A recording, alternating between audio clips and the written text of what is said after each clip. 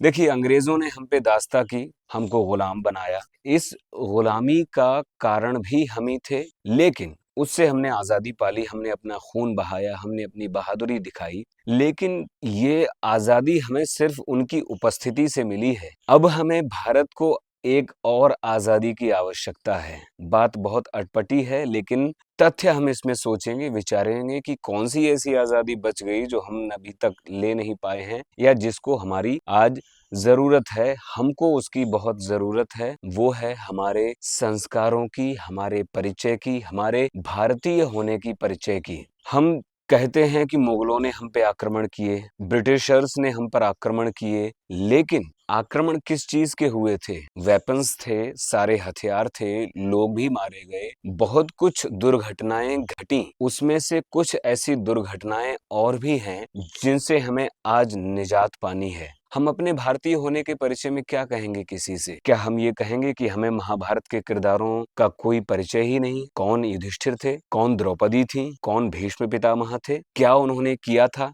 ये हमें इतिहास अगर मालूम है, तो हमें इस दूसरी आज़ादी की ज़रूरत नहीं है। लेकिन अगर हमें ये इतिहास नहीं मालूम है, उन सब चीज़ों के बारे में नहीं मालूम है, जो हमको भारतीय बनाती हैं, जो हम में भारत को भरती हैं, तो हमें समझ में नहीं आएगा। क्योंकि बाहर से जो भी पाश्चात्य संस्कृतियाँ हम पे हावी हो रही हैं, उनसे हमें बचने के लिए बहुत कड़क प्रयास करने होंगे और ये प्रयास ऐसे होने चाहिए जिनमें बहुत आत्मिक बल चाहिए होगा। मैं आपको उदाहरण देता हूँ, बताता हूँ कि हम आज भी कैसे गुलाम हैं। हमने अपनी संस्कृतियाँ, हमने अपने परंपराएँ, हमने अपने संस्कार खो दिए। बल्कि यूँ भी ना कहें कि खो दिए, हम इसके और विपरीत अगर बात करें तो हमने अपना लिए। आ बैल मुझे मार वाली बात है।